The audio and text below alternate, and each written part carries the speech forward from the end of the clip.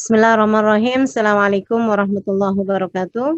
Alhamdulillah rabbil alamin bihi nasta'in ala umurid dunya waddin. Wassalatu wassalam ala asyrafil anbiya wal mursalin sayyidina wa maulana Muhammadin wa ala alihi wa sahbihi ajma'in. Subhanaka la ilma lana illa ma 'allamtana innaka antal alimul hakim. Rabbi shrah li sadri wa yassir li amri wahlul 'uqdatan min lisani yafqahu qawli amma ba'd. Alhamdulillah saya berbahagia dapat berjumpa. Mudah-mudahan semuanya dalam keadaan sehat afiat, dalam keadaan panjang umur, selalu dalam ridha Allah Subhanahu wa taala insyaallah. Amin. Rabbal alamin. Rahasia emas bagi pemburu ilmu. Kita akan membahas mengenai apa saja fadilah dari para penuntut ilmu, apa saja yang akan didapat ketika kita menuntut ilmu, dan juga apa tipsnya atau apa rintangan-rintangannya juga yang bagaimana kita harus menghadapinya gitu ya, serta doa dan amalan apa ketika kita ingin mendapatkan ilmu yang mudah-mudahan bermanfaat. Teman-teman sekalian yang saya muliakan, yang pertama, apa sih fadilahnya menuntut ilmu? Yang pertama adalah melaksanakan kewajiban. Karena menuntut ilmu itu hukumnya adalah wajib, thalabul ilmi fardhatun ala kulli muslim wa muslimah. Menuntut ilmu itu hukumnya wajib bagi segenap umat Islam, baik laki-laki maupun perempuan. Gitu ya. Jadi yang nomor satu ketika kita menuntut ilmu, urusannya adalah kita melaksanakan kewajiban yang Allah Subhanahu wa taala berikan kepada kita. Jadi teman-teman saudaraku sekalian, jangan pernah lupa itu, bahwa sama halnya dengan sholat hukumnya wajib, menuntut ilmu juga hukumnya wajib gitu. Cuman ilmu apa dan sampai pada batasan yang seperti apa yang hukumnya adalah wajib. Nah, ini para ulama membahasnya dengan menamakannya dengan ilmu hal. Ilmu al-hal, ilmu halian, maksudnya ilmu yang dibutuhkan di masa sekarang. Itu yang wajib dituntut oleh semua orang Islam, baik laki-laki maupun perempuan. Ilmu hal ini menyangkut kepada ketiga unsur yang ada dalam diri manusia. Manusia itu terdiri dari tubuh yang paling fisik ya, yang paling zahir, kemudian terdiri dari akal, kemudian terdiri dari hati gitu. Ketiga hal ini yang wajib dituntut ilmunya bagi setiap orang yang beriman, baik laki-laki maupun perempuan. Jadi ilmu yang membuat badanmu itu tahu mesti digunakan untuk apa. Dan juga ilmu yang membuat akalmu itu tahu bagaimana cara berpikir sesuai dengan fakta, sesuai dengan kenyataan. Jadi kalau badan harus dibuat apa nih badannya gitu.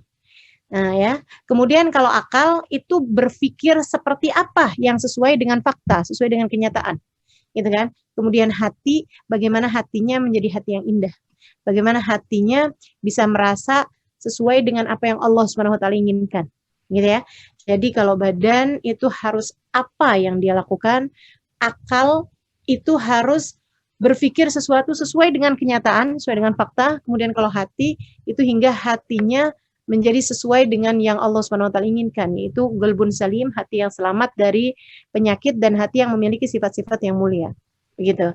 Nah, ilmunya tersebut itu atau ilmu yang wajib dituntut ini terhadap badan namanya ilmu syariat. Badanmu harus sholat. Sebelum sholat dia harus wudhu. Badanmu, terutama perutmu, dalam setahun sekali mesti diistirahatkan, dipuasakan, gitu kan ya. Gak boleh makan, gak boleh minum, sebulan dalam 1 tahun, gitu. Dan di hari-hari yang lain juga ada hari-hari yang disunahkan padamu untuk berpuasa, ada hari-hari yang kamu malah gak boleh puasa, gitu kan. Kemudian badan itu juga untuk menghidupinya ada harta.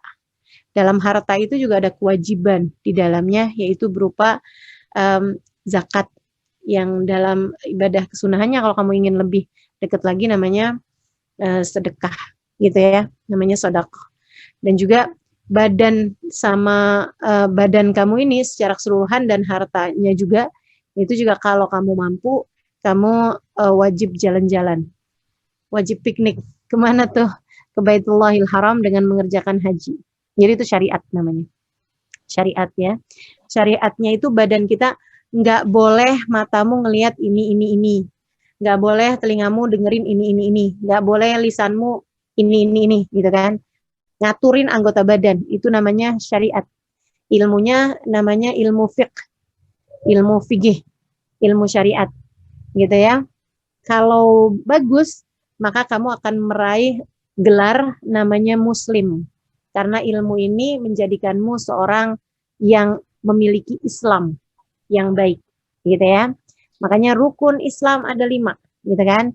Syahadatu an la ilaha illallah, bersyahadat kepada Allah secara lisan ini ya, nggak ikut-ikutan urusan akal ataupun apalagi hati gitu. Pokoknya orang kalau lisannya berucap kalimat la ilaha illallah Muhammad Rasulullah, ya berarti dia adalah seorang muslim, begitu. Kemudian lagi sholat, kemudian lagi puasa, kemudian zakat, kemudian haji gitu. Dan meninggalkan keharaman-keharaman seperti yang tadi telah saya sampaikan, dari keharamannya mata, telinga, lisan, tangan, kaki, perut, farji, semuanya gitu. Itu ilmu yang ngaturin badan. Jadi kamu harus belajar ilmu ini sampai mana batasannya gitu. Sehingga kamu udah nggak wajib lagi mempelajari selebih dari itu. Yang sampai dengan Islam kamu benar. Maksudnya puasa sampai dengan sah, sholat sampai dengan sah, hajinya kalau kamu emang pergi haji, mau pergi haji, kamu baru wajib mempelajari haji. Jadi kalau orang misalnya gitu ya, saya memang nggak berkewajiban haji karena saya nggak mampu secara finansial misalnya gitu, dia nggak wajib pelajari ilmunya haji.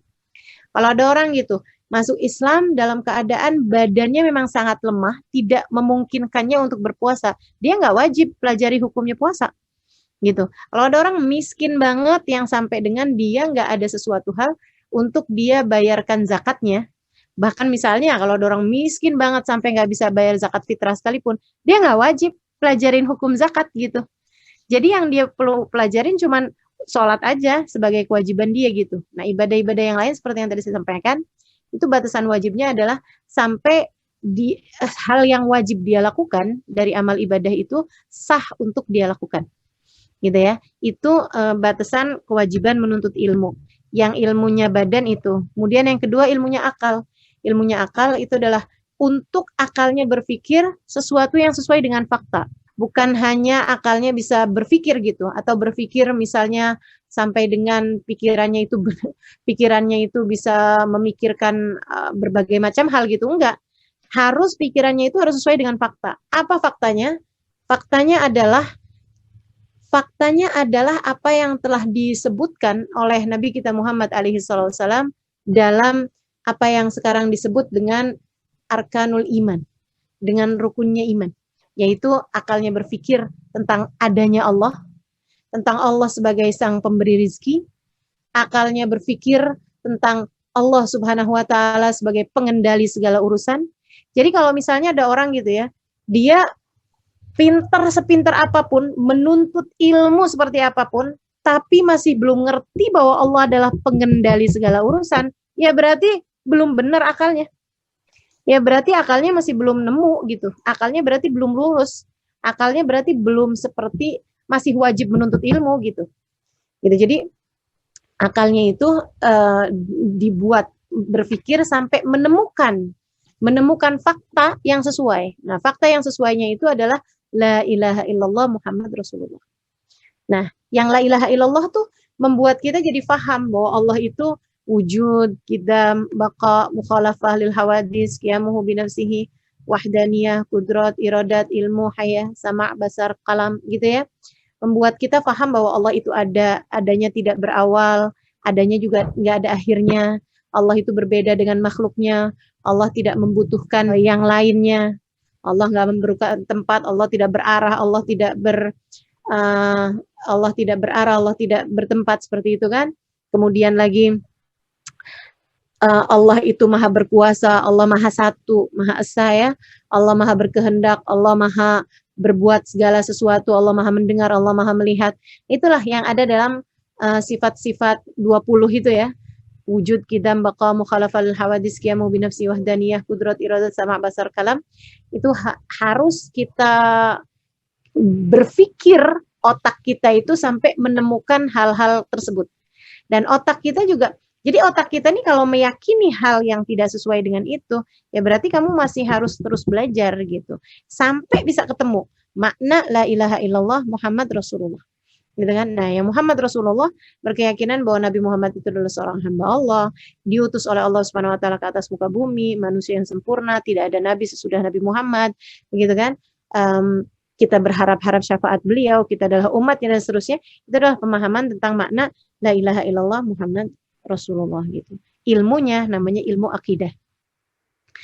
Biasa disebut sebagai ilmu akidah, begitu kan? Atau biasa juga disebut sebagai ilmu hakikat, gitu kan, ilmu sesuai dengan kenyataan, fakta, hakikatnya gitu.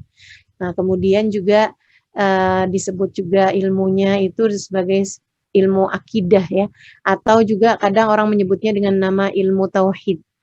Ilmu tauhid, pentauhidan Allah Subhanahu wa taala. Itu wajib hukumnya dipelajari sampai dengan keyakinan kita itu benar sesuai fakta.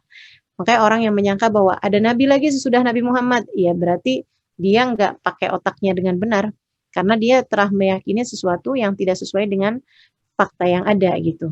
Nah, kalau orang udah bagus tauhidnya, udah bagus akidahnya ini ya, maka dia disebut sebagai mukmin. Nah, ini tingkatan namanya iman. Ya, tingkatan namanya iman merupakan bagian yang lebih tinggi daripada Islam tadi itu, karena memang akal manusia itu lebih mulia daripada badan manusia, gitu kan. Orang nggak berakal sama dengan orang gila gitu.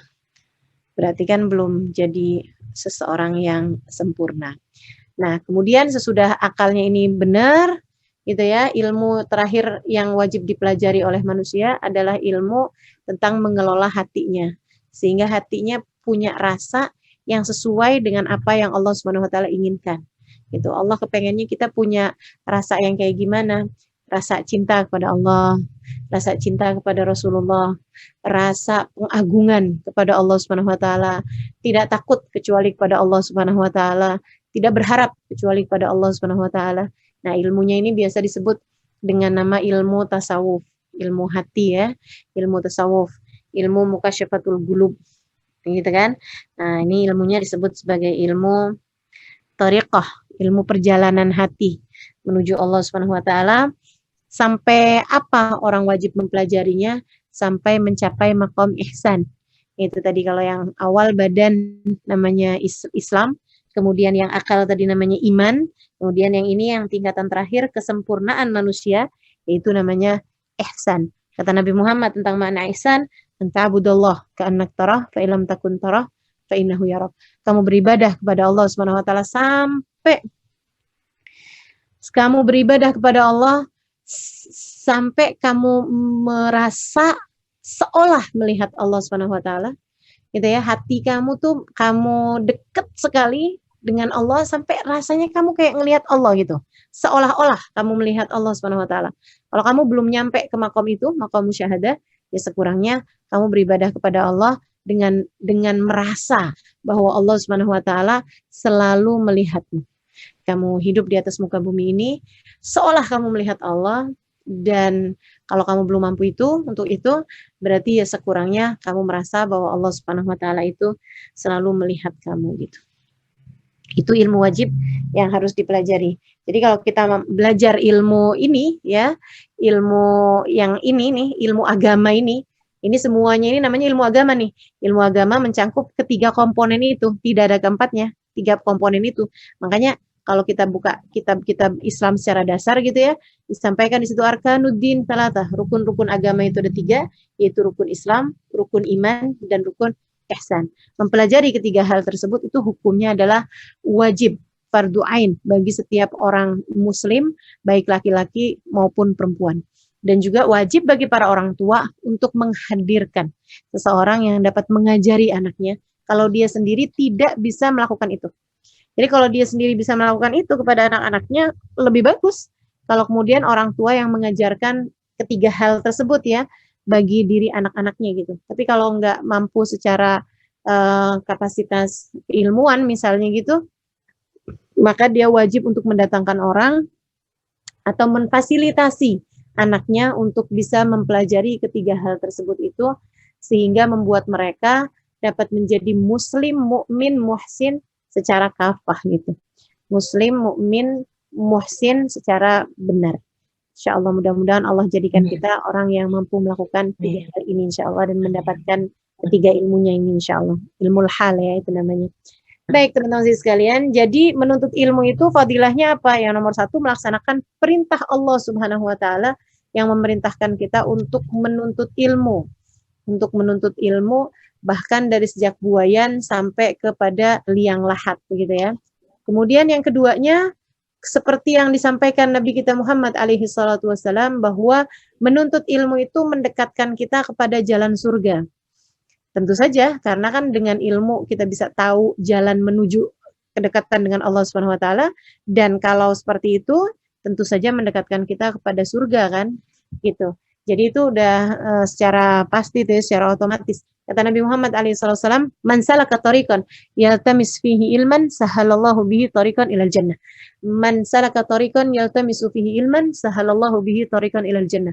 Siapa yang menempuh perjalanan menuju kepada majelis ilmu, maka Allah akan tempuhkan baginya jalan menuju surga. Gitu.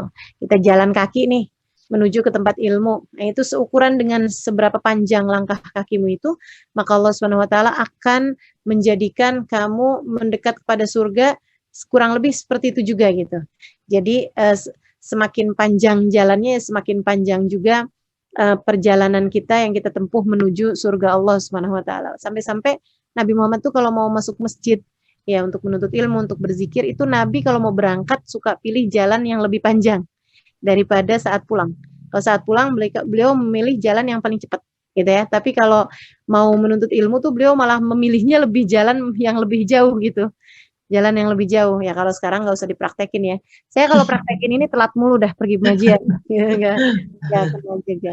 Ya seperti itu teman-teman. Jadi memang man salaka tariqan yaltamis fihi ilman sahalallahu bihi tariqan ilal jannah. Siapa yang menempuh perjalanan menuju majelis ilmu, menuju pencapaian terhadap ilmu, maka Allah akan mudahkan baginya jalan menuju surga. Kemudian hal lain pula yang merupakan pencapaian dari orang yang menuntut ilmu, itu bahwa orang yang menuntut ilmu itu akan mudah untuk terhindar dari api neraka insyaallah. Allah jauhkan kita dari murkanya Allah Subhanahu wa taala, dari siksa api neraka. Kata Nabi Muhammad sallallahu alaihi wasallam, "Ra'aitu lailatan usriya bi anna aktsar ahlin nar minal fuqara." Ini ada dalam kitabnya Imam Al-Ghazali di kitab Minhajul Abidin. Ya, boleh dirujuk bagi yang kepengen tahu ini yang aslinya ya. Katanya Nabi Muhammad alaihi salatu wasallam, "Ra'aitu lailatan usriya bi anna aktsar ahli nar minal fuqara." Malam saya di Isra Mi'rajkan, saya dengarnya, "Aminal mal ya Rasulullah?" Mereka miskin harta wahai Rasul. Sementara kan Nabi juga malah justru pernah bilang, "Ittakhadu indal fuqara al-ayadi fa innalahum daulatan yaumil qiyamah." Berbuat baiklah kalian kepada orang-orang fakir di dunia, fakir harta di dunia, karena mereka adalah pemilik jabatan-jabatan tinggi di akhirat. Sementara dalam hadis ini Nabi Muhammad bilang, waktu malam saya di Isra Mi'rajkan, saya lihat kebanyakan penghuni neraka dari kalangan kaum orang fakir kebanyakan gitu. Di sahabat nanya, "Aminal mal ya Rasulullah?" Apakah mereka miskin harta wahai Rasul?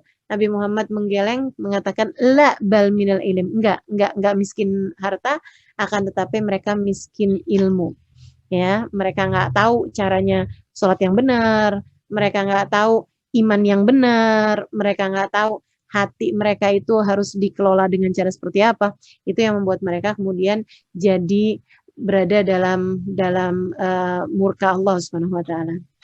Itu secara fadilah-fadilah ukhrawi ya. Nah, sebelum fadilah surga dan fadilah neraka, ada lagi nih di padang mahsyar itu ada fadilah yang luar biasa buat para ulama ya, para orang-orang yang telah berhasil meraih ilmu gitu. Kata Nabi Muhammad SAW, "Yuhsyar ulama ummati ke anbiya Bani Israel." Para ulama-ulamanya umatku itu digiring di padang mahsyar nanti selayak para nabi-nabi Bani Israel. Jadi kalau nabinya Bani Israel itu ada nabi yang di belakangnya ada umatnya 100 orang, ada umatnya yang cuma 70 orang gitu kan. Nah, ulamanya umatku nih kata Nabi Muhammad di padang mahsyar nanti juga digiring selayak nabi gitu. Di belakangnya punya umat gitu ya. Punya umat. Nah, saya bayangin nih kayak Habib Umar bin Hafid gitu kan. Guru kita nih, guru saya gitu. Pasti di belakangnya kan ada umat yang sangat banyak dari berbagai macam negara gitu kan. Dan juga para ulama-ulama yang lainnya tentu di belakangnya juga ada umatnya gitu kan. Mudah-mudahan kita kalau enggak di belakang kita ada umat, ya sekurangnya kita di belakangnya para ulama lah gitu kan.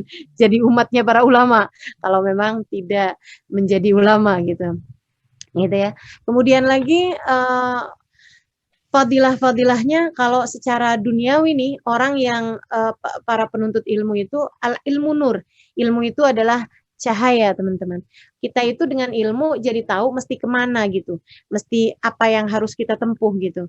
Saya ngerasa saya sangat beruntung, sekurangnya karena saya mempelajari ilmu ini gitu ya, sebab saya jadi tahu saya mesti berpikir apa gitu, dan itu benar-benar jadi obat untuk berbagai macam permasalahan dalam kehidupan. Gitu. Orang kalau tahu ilmunya, itu jadi gampang banget. Makanya ada banyak para ulama yang mengatakan bahwa taysirul umur, yang dimaksud dalam doa Rabbi syrah li sadri wa yassir li amri, ya Allah lapangkanlah hatiku, mudahkanlah urusanku. Taysirul umur itu bil ilmi, yaitu dengan ilmu gitu. Sebab dengan ilmu tuh urusan jadi lebih gampang. Jadi ilmu itu membuat kita jadi ngerti kita itu mesti ngapain gitu. Kalau kita nggak berilmu, itu kita jadinya nggak paham kita mesti apa, mesti berbuat apa, mesti merasa apa, mesti berpikir apa gitu dalam berbagai macam keadaan. Contoh paling gampang misalnya gitu ya.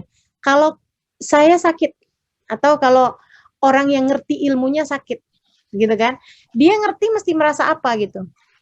Dia ngerti mesti berpikir apa dan dia ngerti badannya mesti kayak gimana. Misalnya saya sholatnya gimana ya? Ini soalnya saya ini sama dokter nggak boleh kena air. Nah, dia tahu caranya untuk tayamum misalnya gitu. Gitu kan ya. Misalnya, wah ada luka nih di sini nih. Nah, tahu gitu apa yang harus dilakukan dengan badannya gitu kan. Oh, tetap nggak boleh ninggal sholat ya. Nggak boleh dong ninggal sholat. Gitu kan. Jadi paham gitu mesti kayak gimana. Dan akalnya juga paham apa yang harus dipikirkan. Saya sama Allah lagi dikasih sakit. Oh, ini saya kalau lagi sakit. Saya nih alim alih terus kalau lagi sakit. Saya suka mikir, makasih ya Allah, saya udah dikasih waktu untuk diam-diam berpahala. Gitu. Diam-diam berpahala. Selama ini kan kalau kita mau berpahala itu kan harus yang baca Quran, keluar tenaga kan, atau mengajar kalau buat saya kan gitu ya. Atau apalah, jadi kan harus ada kerjaannya gitu untuk bisa berpahala. Nah, saat sakit tuh, saya nggak ngapa-ngapain aja berpahala gitu. Itu argo pahalanya jalan terus tuh. Kalau sakit dengan syarat sabar. Kan begitu. Gitu ya. Wah, makasih ya Allah saya udah dibikin diam-diam berpahala gitu. Nah, saya tahu pemikiran bahwa sakit adalah diam-diam berpahala. Begitu kan ya. Saat kita diam nggak ngapa-ngapain pun tetap berpahala. Karena kan saya tahu ilmunya gitu. Saya ngerti ilmunya gitu kan.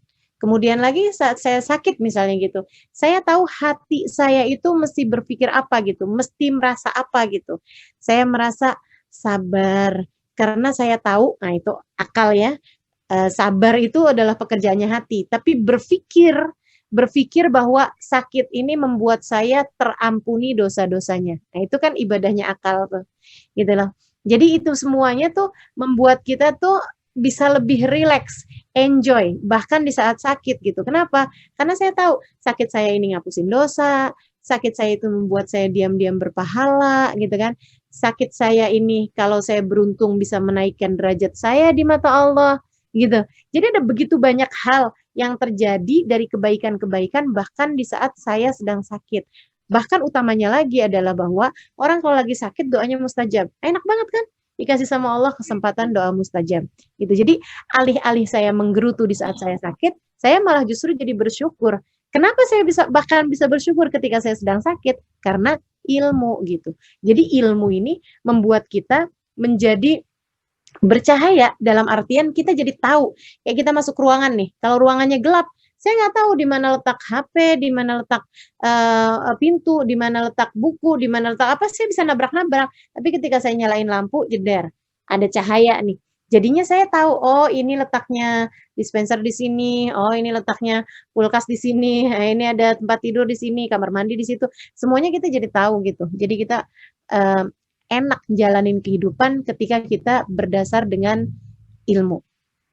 Itu fadilahnya orang menuntut ilmu, gitu ya. Fadilah orang menuntut ilmu, satu melaksanakan kewajiban yang diperintahkan oleh Allah Subhanahu wa taala, kemudian yang kedua mendekatkan kita kepada jalan surga, kemudian yang ketiga menjauhkan kita dari api neraka, yang keempat membuat kita terselamatkan, bahkan kalau kamu menjadi seorang ulama, malah justru akan membuat kamu berada diikuti oleh orang-orang di akhirat nanti gitu, atau sekurangnya kalau kita berguru kepada para ulama, ya kita di mahsyar nanti mudah-mudahan akan selamat dengan digiring di belakangnya para ulama. Kemudian lagi sepanjang hidup di dunia orang yang berilmu itu akan berada dalam keadaan terang sebab dia tahu apa yang mesti dia lakukan gitu. Kemudian lagi teman-teman saudaraku sekalian, ibadahnya ketika sedang menuntut ilmu itu luar biasa besar sekali nilai pahalanya. Dalam sebuah hadis yang sering disampaikan oleh guru-guru kami itu adalah menuntut ilmu itu 1 jam gitu ya. Talabul ilmi sa'ah khairun min sholat al-firqah. Lebih baik daripada sholat 1000 rakaat. Ini kan saya kalau disuruh sholat 1000 rakaat sih saya nyerah ya. Tapi kalau disuruh belajar menuntut ilmu 1 jam, kuat dong kita. Kuat lah masa enggak. Jadi kan enggak sanggup sholat 1000 rakaat, tapi kita sanggup dong menuntut ilmu 1 jam. Gitu ya. Kemudian lagi khair min iyadah alf marid, lebih baik daripada mengunjungi 1000 orang sakit, dan juga lebih baik daripada tasyi alf jenazah, mengantarkan 1000 jenazah. Waduh, kalau kita nganterin 1000 jenazah nih berapa waktu yang dibutuhkan kan? Gitu. Tapi dengan kamu menuntut ilmu 1 jam, itu lebih baik daripada itu semuanya gitu. Menuntut ilmu itu ya. Kemudian fadilah yang berikutnya, orang di saat menuntut ilmu itu adalah orang-orang yang dibanggakan oleh para malaikat-malaikatnya Allah Subhanahu wa taala di hadapan Allah Subhanahu wa taala, seperti yang tertulis dalam hadis sahih ya.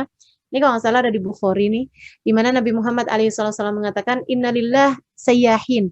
Sesungguhnya Allah Subhanahu wa taala memiliki malaikat-malaikat yang kerjaannya suka jalan-jalan.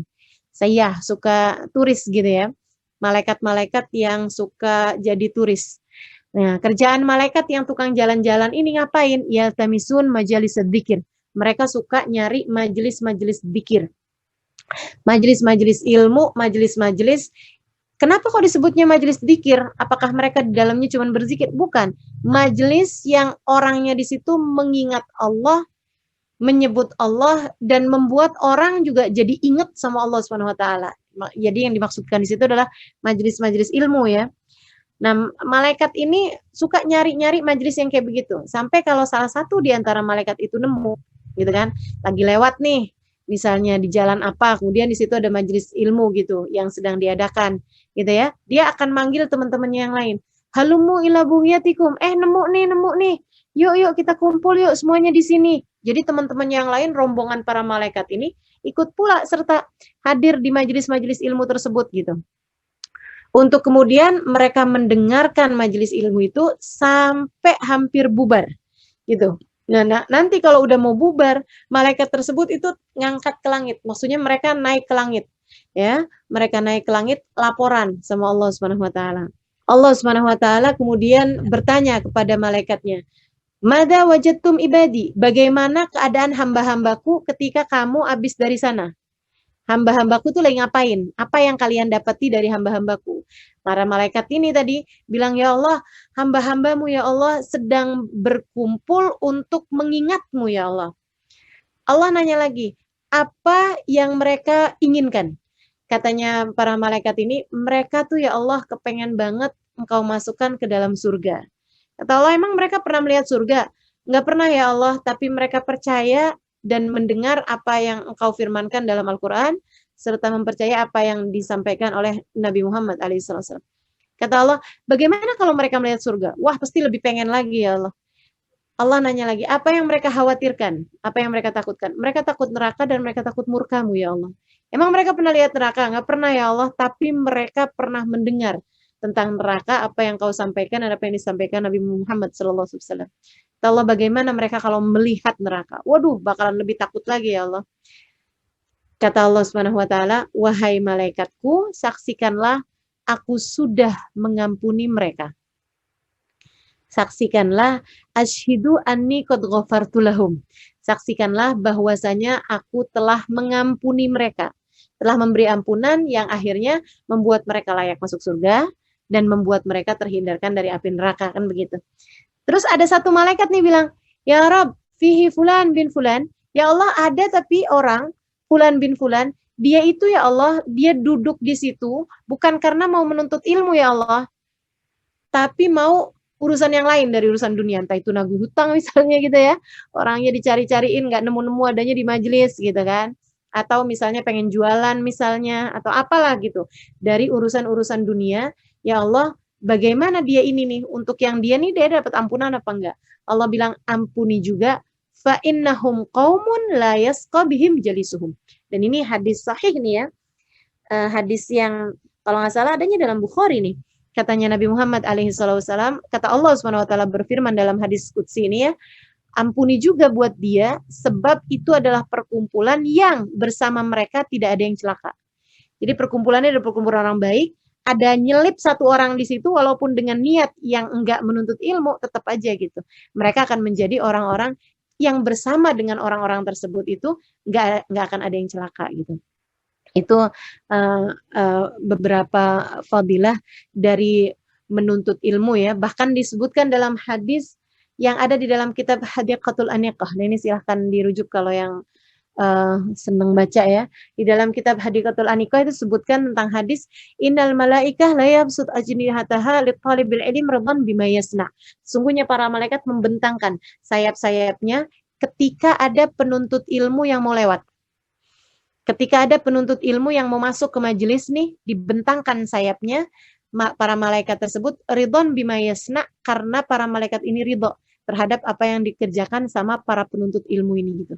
Jadi kalau ada orang lagi mau menuntut ilmu, itu jalannya kayak dibentangin karpet merah. Kalau artis mau lewat atau pejabat mau lewat kan ada tuh yang dibentangin karpet merah. Nah, ini buat para penuntut ilmu yang ngormatin mereka bukan cuman rakyat ya, tapi bahkan para malaikat-malaikatnya Allah Subhanahu wa taala membentangkan sayap-sayap mereka buat para penuntut ilmu gitu.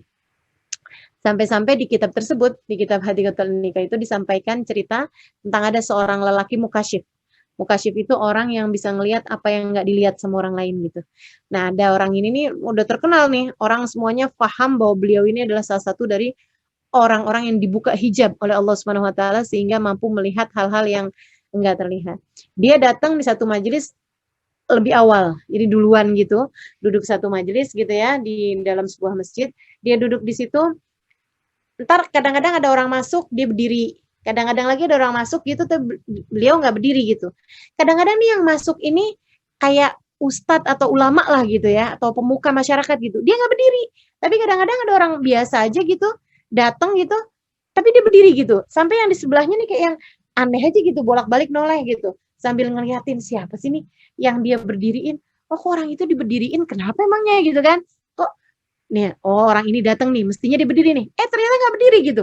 Heran, habis selesai apa namanya majelis nih udah semuanya rame gitu, udah semua orang duduk gitu, semua udah hadir gitu.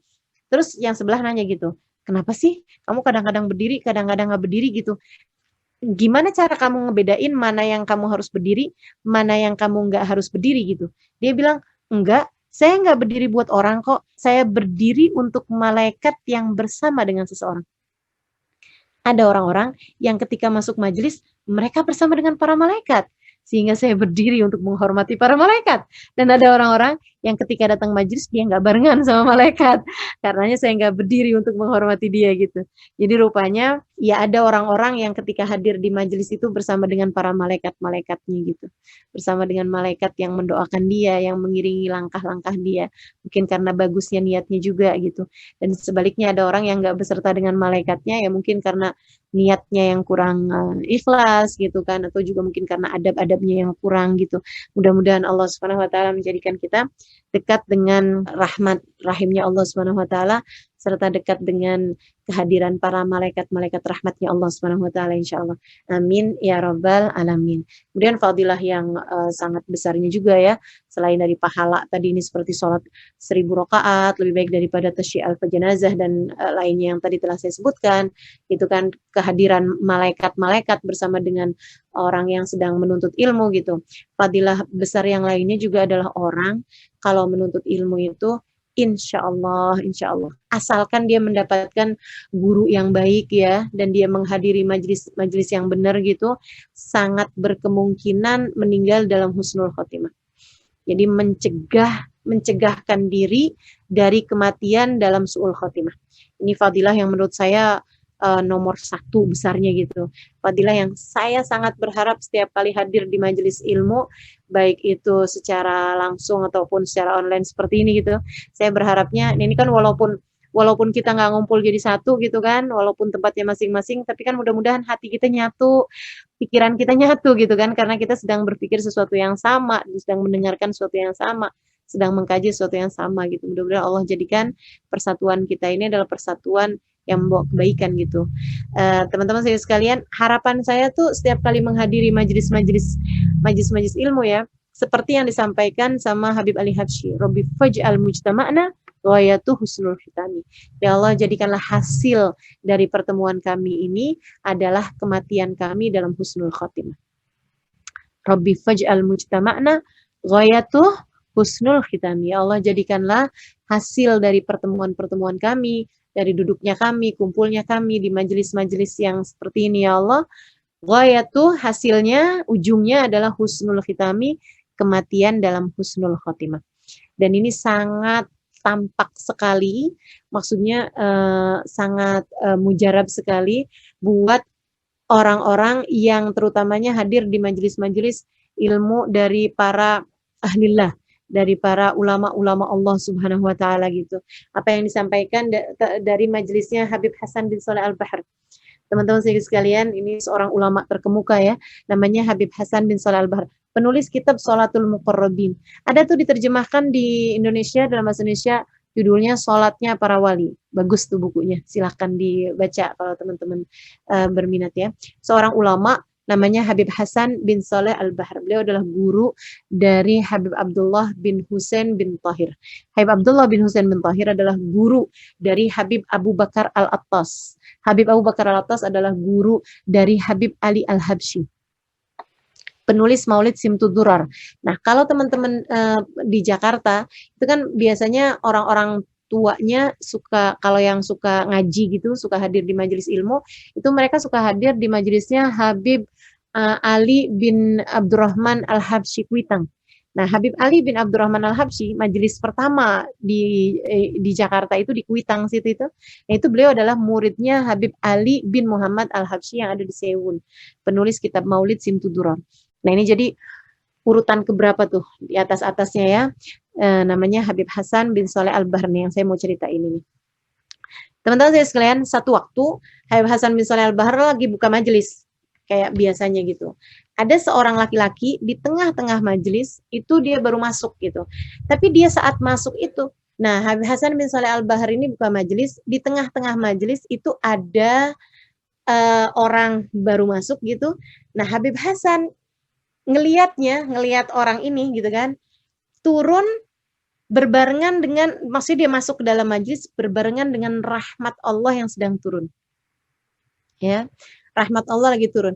Nah, itu juga ada hadisnya tuh. Nabi Muhammad SAW mengatakan bahwa ketika orang-orang pada duduk untuk belajar ilmu, untuk berzikir kepada Allah Subhanahu wa taala, kata Nabi Muhammad, ghasyiyat humul malaikah. Jadi para malaikat itu melingkupi mereka. Para malaikat tuh kayak naungin mereka pakai sayap-sayap mereka gitu. Malaikat kan makhluk yang bersayap ya.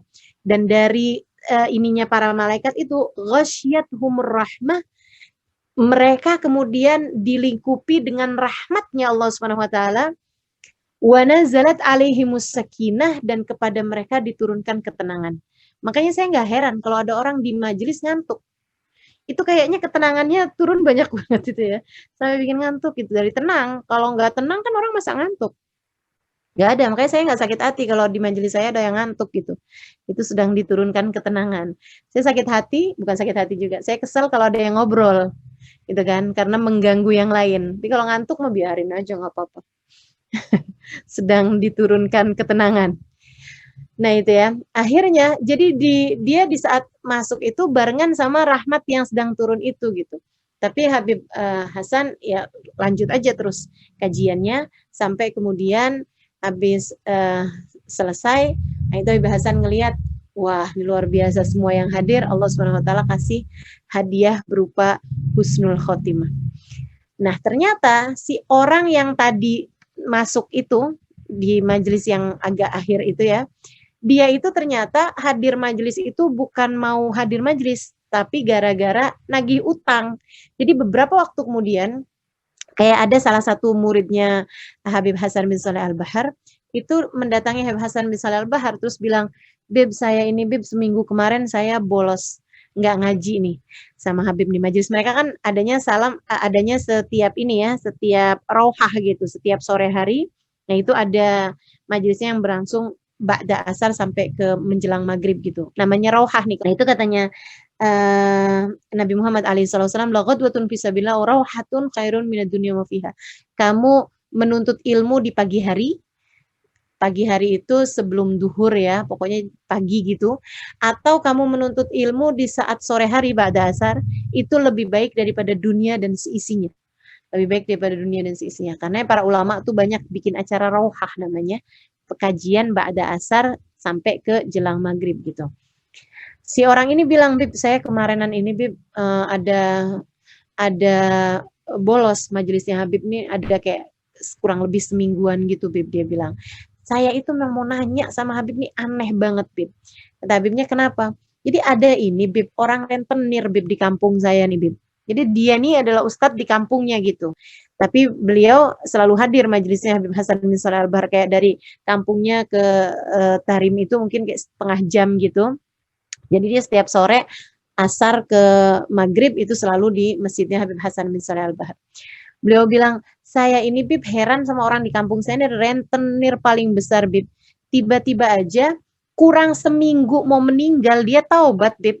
Datang ke tempat saya, terus dia bilang, tolongin saya Ustadz, saya ini mau taubat Ustadz, saya nggak mau lagi nih kayak gini nih. Saya nih ngerasa berdosa banget nih dengan ngerentenin uang seperti ini nih Ustadz, saya mau taubat.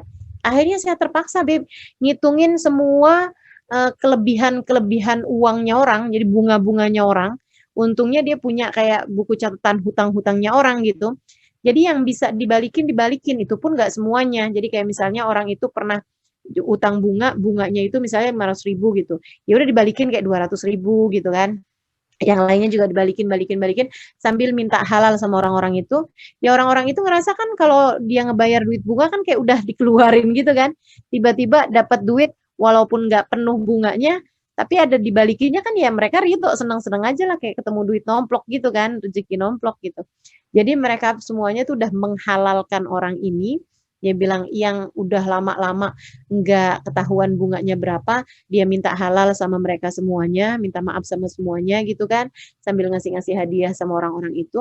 Subhanallah Bib, katanya Ustadz ini nih, abisnya semuanya orang sekampung ngasih halal sama dia Bib, ngasih ridho sama dia, dia meninggal Bib, ya ampun baik banget dah. Yang saya tahu kan orang kalau renten itu kan jarang taubatnya Bib, biasanya kan mati suul khotimah karena kan salah satu dari dosa-dosa besar yang disebutkan sama Nabi Muhammad dalam 7 dosa besar gitu kan. Dia bilang, saya aneh banget ini Bib. Habibnya langsung nanya gini, oh orangnya kayak gimana? Yang ini ya, yang orangnya ada tai lalatnya di sini, orangnya begini, orangnya begini, orangnya begini. Dia bilang, iya Bib, kok Bib kenal Bib sama dia Bib? Tuh, dia pernah datang ke majelis saya itu, dia bilang berbarengan sama rahmat Allah yang turun. Jadi dia rupanya hari itu lagi nagih utang sama orang, orangnya ditagih nggak ada-ada mulu gitu. Nah terus satu hari dia nagih utang sama orang yang nggak ada nih, dia nanya sama istrinya, kemana sih nih susah banget nih ditagihnya gitu. Akhirnya terus dibilang, orangnya lagi hadir majelisnya Habib Hasan bin Saleh Al-Bahar, kalau udah sore gini nih hadirnya di sana gitu kan. Oh ya udah deh saya samperin aja, hari ini pakai baju apa gitu kan. Bilangin pakai baju gini-gini. Oh iya, ya udah Dia masuk ke majelisnya Habib Hasan bin Shalih Al-Bahar, dia lihat-lihat tuh orang, mana dia tuh, oh tuh dia tuh di bawahnya tiang gitu kan. Saya dia duduk gitu di dekatnya si orang ini, maksudnya biar nagihnya nanti gampang gitu. Tapi di saat dia duduk berbarengan sama rahmatnya Allah Subhanahu wa taala yang turun, yang membuat tidak ada siapapun yang hadir di majelis tersebut melainkan Allah jadikan kematiannya husnul khotimah. Itu jadi itu salah satu dari hal terbesar yang Allah Subhanahu wa taala berikan ketika kita duduk di majelis ilmu bersama dengan orang-orang soleh. Makanya jangan lewatkan kesempatan teman-teman, siapa aja yang misalnya lagi datang gitu, misalnya syekh siapa, habib siapa, ulama dari negara mana yang sedang berkunjung, nah itu hadiri majelisnya. Sayang-sayang kalau sampai kelewat gitu kan, sebab kehadirannya para ulama-ulama tersebut itu ngebarengin sama turunnya hujan rahmatnya Allah Subhanahu wa taala yang kadang-kadang kita susah mau dapetin setetes dua tetes dari rahmatnya Allah, tapi ketika kita hadir di majelis-majelis bersama dengan mereka, itu guyuran hujannya bukan hanya setetes dua tetes tuh, udah langsung bisa ngelakuin kepada kita sesuatu hal yang selama ini tidak bisa kita dapatkan selama bertahun-tahun sekalipun gitu, dengan menghadiri majelis-majelis ilmu bersama dengan mereka. Makanya setan tuh paling sebel sama orang-orang yang lagi menuntut ilmu. Apa aja tuh, pokoknya dipaling-palingin aja tuh, ada aja gitu. Ada aja gitu halangan-halangannya gitu kan, kalau orang lagi menuntut ilmu tuh suka terputus. Nah, justru itu kan memang ada-ada aja gitu. Itu seringkali tuh karena ada yang hasut gitu dari ya ini ya, yang tujuannya nggak sama gitu. Tujuannya ulama ini kan bikin orang ngerti. Jadinya akhirnya mereka tahu caranya mendapat ridha Allah Subhanahu wa taala gitu. Sementara setan tujuannya adalah idlal, adalah menyesatkan orang yang membuat orang itu mendapatkan murka Allah Subhanahu wa taala. Setan hasut sama orang yang menuntut ilmu gitu. Karenanya suka dibikin di majelis itu ada aja gitu hal-hal yang suka membuat orang kehilangan konsentrasi. Pernah di majelisnya Habib Ali Habsyi, beliau lagi tengah-tengah ngajar, lagi enak-enak gitu kan, tiba-tiba ada suara anak nangis sekenceng-kencengnya, sampai orang tuanya panik. Habib Ali Habsyi tetap aja gitu. Habib Ali Habsyi tetap aja ngelanjutin kajiannya, nggak mutus, nggak marahin orangnya, nggak apa-apa gitu. Biasa aja Habib Ali Habsyi. Sampai orang-orang juga yang hadir juga ikutan diem juga. Akhirnya lama-lama diem sendiri gitu anaknya. Sekitar setengah jam kemudian beliau masih ngajar juga, suara ringkikan kuda gitu. Jadi yang datang kan ada yang juga yang naik kuda gitu kan. Suara ringkikan kuda kenceng banget sampai orangnya tuh kayak yang punya kuda itu panik gitu, kayak mau diemin kudanya. Sama Habib Ali Habsyi kayak dikasih isyarat untuk diem aja deh, nggak usah bereaksi apa-apa gitu. Udah akhirnya suara ringkikan kuda itu kemudian juga diem, maksudnya diem juga kemudian setelah beberapa waktu. Nah, bisa saya majelis, Habib Ali Habsyi kasih tahu gitu. Itu kenapa ada anak nangis, kemudian kenapa ada orang yang tadi itu ya, suara ringkikan kuda, dibilang, "Karena setan itu berusaha mengganggu kalian untuk nggak konsentrasi tapi nggak berhasil. Jadi akhirnya dia ngedeketin anak kecil dan menampakkan diri, jadi anaknya kan nangis nih ngeliat setan," gitu kan. Nah itu akhirnya terus, ketika setannya itu ngerasa putus asa juga, "Nih saya udah nakut-nakutin anak kecil udah nangis tapi kok tetep aja nih pada konsentrasi." Dia kemudian mendekati kuda dan menakut-nakuti kuda itu gitu, sampai kudanya meringkik. Jadi kalian kalau dalam majelis taklim, majelis ilmu, ada hal-hal apapun yang membuat konsentrasi kalian buyar, itu jangan mau kehilangan konsentrasi itu, sebab itu adalah upaya setan untuk bisa mengalihkan inian kita gitu, mengalihkan konsentrasi kita. Gitu ya. Sayyidina Ali bin Abi Thalib dalam hal urusan ilmu ini, beliau mengatakan kun aliman au muta'alliman au mustami'an au muhibban fala takunil khamis fayuhlikakallah.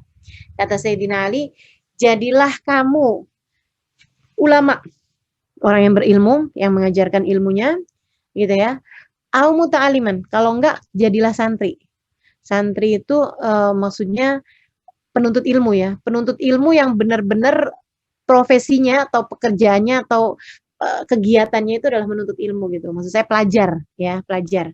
Jadilah kamu ulama atau pelajar. Pelajar dalam artian memang statusnya dia adalah orang yang belajar gitu, santri, bukan yang asal-asal gitu kan. Au mustami'an, yang ketiganya mustami'. Mustami' ini mungkin kayak kebanyakan teman-teman nih statusnya mustami'. Mustami' itu tidak berprofesi sebagai orang yang belajar, akan tetapi kalau ada pelajaran atau kalau ada ulama yang menyampaikan kajian, ya kita dengerin gitu. Kita dengerin, itu namanya statusnya sebagai mustami. Ya bisalah, bolehlah di-upgrade ya, kalau dari mustami kita belajar untuk bisa menjadi muta'alim tadi itu, naik namanya gitu kan, mustami'an. Au muhibban, atau kata Sayyidina Ali, kalau kamu nggak bisa jadi ulama, kamu nggak bisa juga jadi pelajar, kamu juga nggak bisa juga jadi pendengar gitu. Yang ketiga kan pendengar nih, jadilah ulama. Kalau enggak, jadilah pelajar. Kalau enggak juga, jadilah pendengar yang menghadiri majelis-majelis, kemudian mendengarkannya, menyimak, memahami, mengamalkannya gitu. Tapi enggak yang berprofesi atau menjadikan hidupnya juga hanya untuk belajar gitu, enggak gitu kan. Kemudian kalau kamu nggak bisa juga jadi pendengar ya nggak bisa. Ya ampun, saya sibuk banget nih soalnya. Saya kerja, saya ini apa namanya ngurusin anak-anak, nggak punya waktu gitu.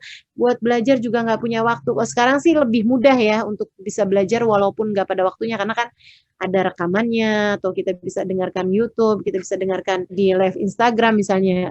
Alhamdulillah sarannya memungkinkan untuk kita jangan turun dari mustami'an tadi ini, dari pendengar tadi itu, malah kalau bisa kita upgrade untuk menjadi seorang pelajar gitu, dengan ikut nyatet gitu kan, kemudian nge-share apa yang sudah berhasil kita catat gitu. Nah, kalau misalnya kita nggak bisa mustami juga nih, pendengar pun nggak bisa, turun kepada muhibban. Sekurangnya jadilah pecinta. Pecintanya apa? Atau pecintanya siapa? Pecinta ilmu dan pecinta ulama, pecinta pelajar, pecinta majelis ilmu gitu. Wala takunil khamis. Jangan jadi yang kelimanya. Yang kelimanya itu maksudnya apa? Dia ulama bukan, pelajar bukan, pendengar bukan, pecinta juga bukan. Kerjaannya ngata-ngatain ulama, kerjaannya nggak cocok sama majelis ilmu, kerjaannya menganggap remeh orang-orang yang hadir-hadir di majelis ilmu gitu. Ih, kayak gabut banget sih, kayak nggak ada kerjaan banget sih kamu gitu. Jadinya cuman ya kayak ya itu ibu-ibu majelis taklim lah gitu, ibu-ibu pengajian, kayaknya tuh yang nganggapnya remeh banget gitu sama urusan-urusan ilmu gitu kan, atau urusan-urusan ustazah gitu misalnya ya, menganggap remeh orang-orang yang menjadi ulama, menjadi ustadz, menjadi ustazah, dia nganggapnya kayak nggak keren gitu. Coba dong jadi pengacara, jadi dokter, jadi insinyur gitu kan, jadi desainer, kan nganggapnya keren gitu misalnya gitu ya. Tapi kalau kayak ustadz apaan sih nih gitu, nganggapnya kelas-kelas bawah lah gitu. Ini yang kayak begini nih, fayuhlikakallah, katanya Sayyidina Ali bin Abi Thalib, maka kamu akan dicelakakan oleh Allah. Jangan jadi yang kelima, kamu akan dicelakakan oleh Allah Subhanahu wa taala. Hidupmu akan celaka. Celakanya kayak gimana? Dalam sebuah hadis Nabi Muhammad SAW mengatakan, sayati zaman yafirruna minal ulama. Akan datang satu zaman di mana kamu akan mendapati orang-orang berlari dari ulama. Nggak mau ngedeket sama ulama, bahkan kayak lari gitu dari ulama. Iya, zaman ini kayak gimana? Ada yang kayak begitu, meskipun alhamdulillah yang banyaknya saya ngerasanya nggak kayak gitu. Orang-orang zaman sekarang tuh saya ngerasanya dakwah itu alhamdulillah dikasih kemudahan gitu. Kayak para pengusahanya ngebantuin gitu kan. Orang-orang yang punya harta ngebantuin hartanya, yang punya rumah gede buka rumahnya buat majelis gitu. Yang belajar juga nggak kurang-kurang banyaknya. Ya itu tadi, sampai mau ke sini, mau pulang aja nih. Susah banget gitu. Karena orang main keroyokan gitu kan. Sampai kemarin ada temen di Singapura gitu, WhatsApp saya, Ustazah, kami mau mengundang Ustazah nih ke Singapura gitu kan. Saya bilang, iya bolehlah, saya rindu keheningan. Saya rindu keheningan. Karena kalau di Singapura itu orang-orangnya itu oke, kalaupun salaman tuh mereka ngantri, baik-baik, nggak main keroyokan, nggak main tangan di mana, kepala di mana gitu. Orang Indonesia luar biasa banget dah. Terus kata teman saya yang di Singapura, iya Ustazah, kami di sini terbiasa mencintai dalam diam. Cintanya dalam diam. Jadi saya ngerasanya itu, alhamdulillah zaman sekarang itu orang-orang saya nggak mendapati lah gitu. Mudah-mudahan Allah selamatkan kita semua. Nggak mendapati yang disebutkan oleh Nabi Muhammad dalam hadis. Mungkin ada, tapi ya kayaknya saya nggak kenal lah ya sama mereka itu ya. Jadi kata Nabi Muhammad, saya ati zaman ala ummati yafiruna minal ulama. Akan datang satu zaman dari umatku mereka lari dari ulama. Mereka nggak mau gitu sama ulama, mereka nggak demen sama ulama, jadi lari menjauh gitu dari para ulama. Fa'ablahumullah thalath baliyat. Orang-orang yang seperti ini nih, yang lari dari ulama, nggak mau belajar sama para ulama, mereka akan dikasih 3 bala, 3 musibah. Bala yang pertama, raf'ul barakah an kasbihim, Allah akan angkat keberkahan pada usaha mereka. Duitnya banyak tapi kagak ada berkah-berkahnya. Duitnya banyak dipakainya buat hal-hal yang nggak jelas-nggak jelas. Duitnya banyak tapi anak-anak kagak ada yang nurut, ibadah susah, ngerjain kebaikan susah, gitu kan. Hatinya nggak damai, kesenangan hati nggak damai, suami istri nggak ada rasa saling sayang, nggak ada rasa saling hormat. Kenapa? Karena nggak ada berkah dalam usaha mereka gitu. Duitnya nggak ada pada berkahnya, nggak ada berkahnya. Itu bala pertama buat orang yang nggak demen sama ulama. Mudah-mudahan jangan ada seseorang di antara kita yang kena hal ini nih, teman-teman. Jadi siapa yang nggak demen sama ulama, lari dari ulama, Allah akan kasih 3 bala itu ya. Yang satu bala yang pertama atau musibah yang pertama, itu adalah Allah mengangkat keberkahan pada uang mereka, pada harta mereka, pada pendapatan mereka gitu. Kemudian yang kedua, wallahumullah waliyam zalim, Allah akan kasih buat dia pemimpin yang zalim. Nah, pemimpin yang zalim ini bisa macam-macam. Bisa pemimpin pada daerah mereka gitu. Bisa juga pemimpin dalam pekerjaan mereka, dikasih atasan yang zalim, dikasih bos yang arogan, dikasih bos yang semena-mena gitu kan. Atau bahkan dikasih pemimpin yang zalim, dikasih pasangan yang zalim gitu. Kalau dia perempuan gitu kan, dikasih suaminya itu zalim sama dia gitu. Kalau dia laki-laki, bisa dikasih mertua yang zalim, misalnya gitu, atau bahkan istri yang zalim juga gitu. Sampai dia jadinya jadi kayak bawahan gitu buat istrinya. Gitu kan. Itu adalah bala buat orang yang enggak suka sama ulama. Pasti ada aja orang-orang yang punya power, punya kekuatan di atas dia berbuat zalim sama dia. Siap-siap aja. Kalau orang nggak cinta sama para ulama atau menjauh dari ilmu ya, menjauh dari tolabul ilm, dari berburu ilmu itu tadi. Nah, kemudian yang ketiganya, ini yang paling nyesek sih ini, paling kita takutkan gitu ya, an yamut ala su'il khatimah atau salbul iman min qulubihim, Allah Subhanahu wa taala akan mencabut keimanan dari dalam hati mereka justru di saat sakaratul maut. Sehingga dia mati di antara umat Islam, dimandikan dengan umat Islam, dikafani dengan cara kafannya umat Islam, disolati di musolanya orang Islam, di masjidnya orang Islam, dikuburkan di pekuburan orang Islam, akan tetapi di sisi Allah Subhanahu wa taala dia tidak dianggap sebagai orang Islam. Saya ingat di zamannya Imam Abu Hanifah, ada orang yang gak demen sama Imam Abu Hanifah. Sampai dia itu setiap kali dengar namanya Imam Abu Hanifah, dia plesetin menjadi Imam Abu Jifah. Abu Jifah itu artinya bangkai, gitu ya. Abu Jifah artinya orang pemilik bangkai gitu, sahibul jifah, orang yang punya bangkai. Teman-teman sekalian, Imam Abu Hanifah di saat beliau meninggal dunia, orang-orang memuliakan Imam Abu Hanifah itu sampai-sampai daratan. Imam Abu Hanifah tuh rumahnya deket lautan ya, deket pantai gitu. Itu daratan nggak cukup buat nyolatin Imam Abu Hanifah. Sampai orang-orang tuh pada sholat di pantai waktu Imam Abu Hanifah meninggal, sampai nggak cukup pantai buat nyolatin Imam Abu Hanifah. Semua orang dari berbagai macam tempat nyolatin Imam Abu Hanifah, sampai mereka sholat di atas kapal-kapal mereka. Gitu, dari banyaknya orang nyolatin Imam Abu Hanifah ketika Imam Abu Hanifah meninggal dunia.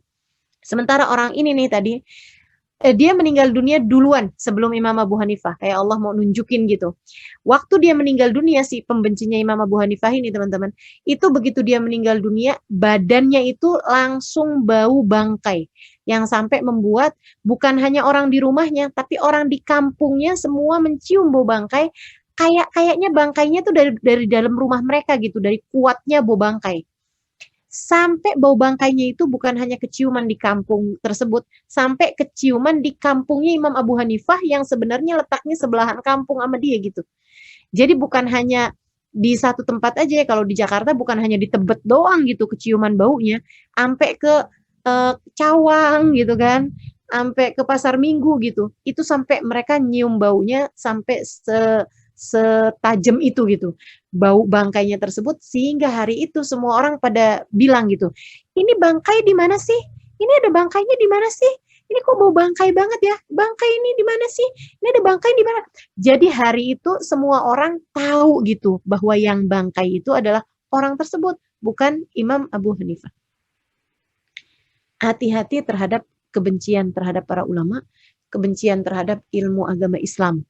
Teman-teman saya sekalian, jangan sampai kita meremehkan apapun aja.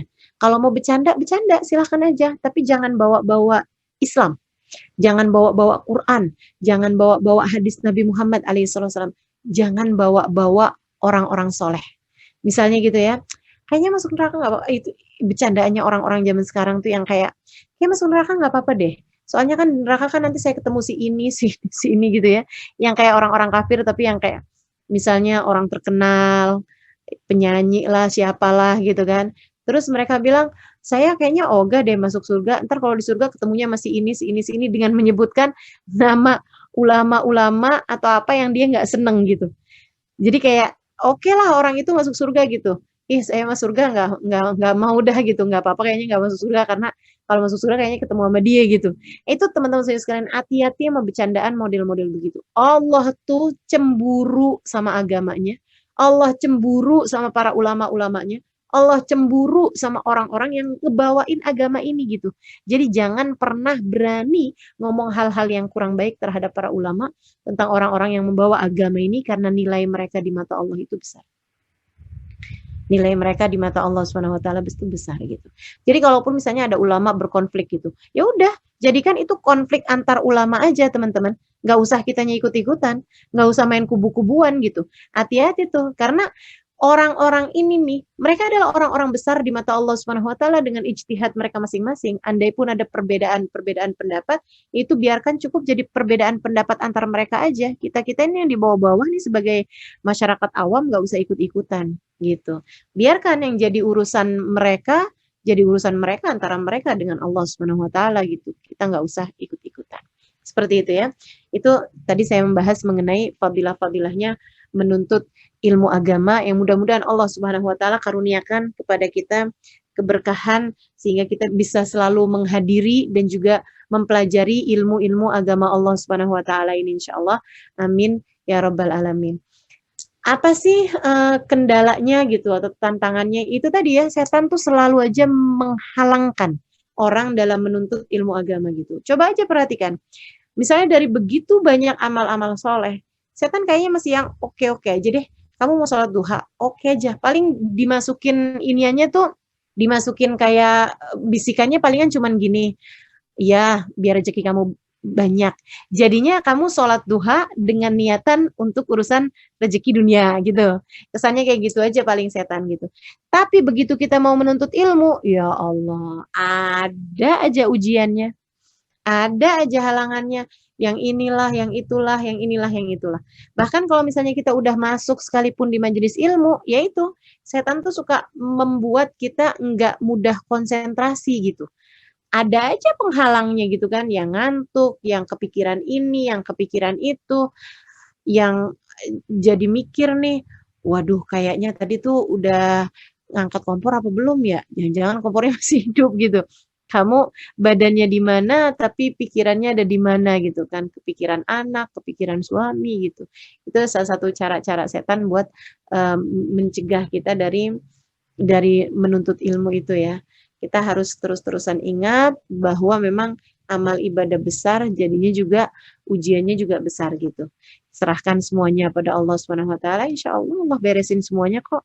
Coba kalau ingat-ingat teman-teman ingat-ingat ya, kalau habis hadir majelis atau misalnya kayak gini deh nuntut ilmu kayak gini nih, yang lain-lain semuanya diberesin kok kalau kitanya nyelesain apa yang jadi kewajiban kita dalam menuntut ilmu ini gitu. Terus kalau ditanyain tentang amalan atau apa nih tips and trick ya dalam kita menuntut ilmu gitu. Kalau buat saya kalau murojaah atau nginget-ngingetin ilmu itu saya suka nyari waktu yang otak saya itu berpikir lebih cemerlang. Tahunya dari mana Ustazah? ya dari percobaan-percobaan sama diri sendiri gitu.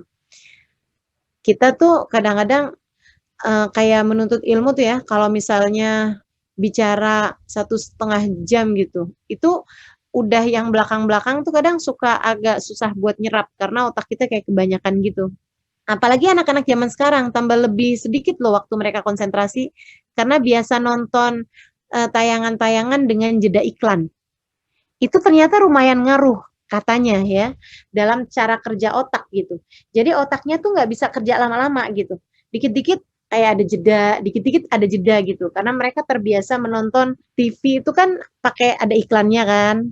Apa-apaan kan ada iklannya tuh yang tayangan-tayangan anak-anak zaman sekarang tuh semuanya pada ada iklan-iklannya gitu. Itu juga bikin nggak mampu inian dengan baik ya.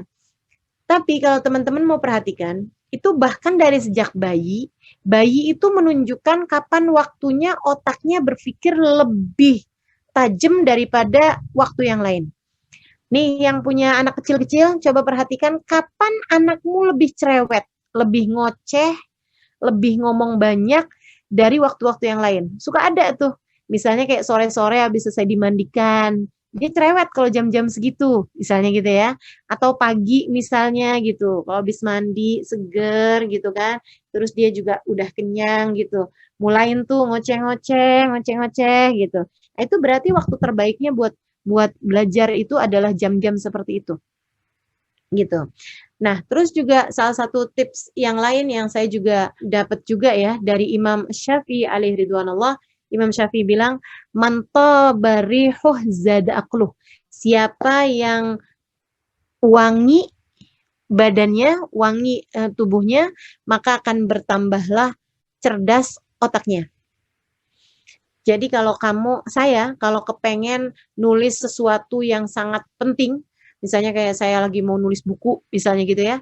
Nah itu saat-saat jam-jam saya mau nulis tuh, saya kondisikan saya mandi dulu, saya sikat gigi dulu, gitu ya. Mau jam berapa aja saya mau nulis, pokoknya saya mandi, atau seenggaknya saya bersih-bersih lah gitu, kalau udah mandi gitu ya. Saya sikat gigi dulu gitu, seenggaknya saya pakai siwak lah gitu, terus saya pakai minyak wangi gitu. Jadi kondisinya itu badannya memang harus benar-benar yang rileks mungkin dan subhanallah memang wewangian itu membuat kita jadi lebih mudah untuk berpikir dan berkonsentrasi. Saya setuju tuh sama apa yang disampaikan oleh Imam Asy-Syafi'i bahwa mantab rihuh zadaku. Siapa yang aromanya wangi maka akan bertambah kecerdasannya karena saya pribadi kalau nggak wangi itu jadi agak susah gitu mau konsentrasinya gitu. Jadi cobain juga anak-anak juga kayak begitu, misalnya kayak yuk nih mau belajar ngerjain PR atau apa atau mama mau kamu dengerin ini atau apa, cobain untuk aromaterapi atau wewangian lah ya. Kalau aromaterapi takutnya ngantuk ya. Kalau sebagian aromaterapi bikin ngantuk. Nah itu cobain pakai wewangian gitu. Apalah yang baunya wangi gitu sehingga otaknya akan lebih mudah menerima pelajaran gitu. Terus juga salah satu dari yang saya dapetin juga dari tips trik untuk menuntut ilmu atau untuk belajar gitu ya, itu juga jangan terlampau kenyang. Memang sih kalau lagi lapar agak susah juga konsentrasi, terutama kalau lagi lapar banget gitu kan. Tapi kenyang itu juga enggak kalah susahnya untuk konsentrasi dalam keadaan kenyang. Nih teman-teman nih yang sekarang lagi dengerin nih, kalau ada yang lagi kekenyangan gitu kan, rada susah dah mikirnya. Pasti tuh udah. Kalau udah katanya teman saya tuh, "Kita nih ya, kalau lapar galak, kalau kenyang bego." Siapa yang begitu? Lapar galak, kenyang bego. Masya Allah, Masya Allah. Jadi kalau terlalu kenyang, lagi kekenyangan, mau nuntut ilmu tuh berat teman-teman. Susah, mau mikirnya tuh susah gitu. Nah, itu jadi mudah-mudahan lah ya, kita bisa mengkondisikan segala sesuatunya biar jadi lebih enak semuanya gitu. Dan yang terakhir kalau doa-doa, doa-doa yang bisa kita baca yang selama ini diajarkan oleh para ulama kita, kayak Robbi zidni ilma, warzukni fahma, gitu kan ya. Kemudian lagi kalau sholawat, nah, ini sholawat yang paling enak sih buat kayak otak kita jadinya lebih siap aja buat nerima ilmu. Itu adalah sholawat namanya Kalau untuk bacaan, salah satunya yang tadi yang saya bilang, Robbi zidni ilma warzuqni fahma. Robbi zidni ilma warzuqni fahma. Itu yang seharusnya kita baca setiap kali mau menuntut ilmu gitu. Ya Allah, Robbi zidni ilma, tambahkan untukku ilmuku, warzuqni fahma, dan tambahkan kepadaku pemahamanku. Kemudian salah satu dari yang juga bacaan yang bagus untuk terbukanya pintu hati kita untuk mendapatkan ilmu, yaitu juga solawat, namanya solawat Fatih. Itu saya sangat menganjurkan kepada semua teman-teman yang sedang menuntut ilmu untuk banyak membaca itu. Jadi anjurkan juga buat anak-anak ya yang sedang menuntut ilmu biar gampang masuknya ilmu dalam pikiran mereka untuk membaca solawat Fatih. Saya ingat ponakan saya cerita, dia bilang dia waktu itu lagi kuliah dan dia lagi ada ujian. Ada masa-masa di semester-semester yang sebelumnya itu dia kayak yang usaha banget gitu biar hasil ujiannya bagus gitu kan. Dan dia belajar mati-matian, begadang, ini apa segala macam gitu. Tapi ternyata nggak seperti yang dia harapkan gitu. Hasilnya malah justru jeblok gitu ya. Ada satu masa dia itu malah banyak hadir-hadir majelis bersama dengan saya gitu kan. Kemudian lagi juga sering banyak pergi keluar kota juga gitu, nemenin saya untuk dakwah gitu kan. Selebihnya waktu datang ujian, saya bilang aja sama dia, udah baca aja sholawat Fatih gitu. Jadi dia banyak baca sholawat Fatih itu, subhanallah, malah hasilnya nyaris sempurna waktu hasil ujiannya. Malah hasil skripsinya dia itu salah satu dari yang dibanggakan, malah diterjemahkan dalam bahasa Inggris juga waktu itu gitu oleh pihak universitas karena dianggap paling menarik gitu. Gitu kan, dengan membaca sholawat Fatih. Allahumma sholli ala sayyidina Muhammadinil Fatih lima ughliqa wal khatimi lima sabaqa nasiril haq bil haq wal hadi ila siratikal mustaqim wa ala alihi wa sahbihi haqqa qadrihi wa miqdarihil azim. اللهم صل على سيدنا محمد الفاتح لما أغلق والخاتم لما سبق ناصر الحق بالحق والهادي إلى صراطك المستقيم وعلى آله وصحبه حق قدره ومقداره العظيم. Saya ulangi lagi sekali lagi. Allahumma shalli ala sayyidina Muhammadin al-Fatih lima ughliqa wal khatim lima sabaqa nasiril haq bil haq wal hadi ila siratikal mustaqim wa ala alihi wa sahbihi haqqa qadrihi wa miqdarihil azim. Gitu ya. Insyaallah kita perbanyak baca sholawat itu, mudah-mudahan Allah Subhanahu wa taala menjadikan akal kita terbuka, hati kita juga terbuka untuk bisa menerima ilmu yang bermanfaat dengan berkatnya Nabi Muhammad SAW Al-Fatih, sang pembuka gitu. Ya, salawat Al-Fatih itu salawat yang sangat baik dibaca untuk terbukanya mata hati kita mendapatkan ilmu pelajaran yang bermanfaat bagi kita. Seperti itu, mudah-mudahan Allah Subhanahu wa taala juga menjadikan kita dapat mengamalkan ilmu yang sudah kita dapat selama ini dan juga menjadikan kita tidak bermalas-malasan menuntut ilmu karena memang fadilahnya yang sangat luar biasa besarnya dan kita tahu ketika kita malas menuntut ilmu ini oknumnya siapa nih yang udah ngodain kita, yaitu setan ini ya yang mencegah kita untuk mendapatkan ilmu yang bermanfaat. Rabbana zalamna anfusana wa illam taghfir lana wa tarhamna lanakunanna minal khasirin. Rabbana atina fid dunya hasanah fil akhirati hasanah wa qina adzabannar. Dawam fi subhanakallahumma wa tahiyatum fiha salam. Akhiru da'wana anil hamdulillahi rabbil alamin. Taqabbalallahu minna wa minkum. Taqabbal ya karim.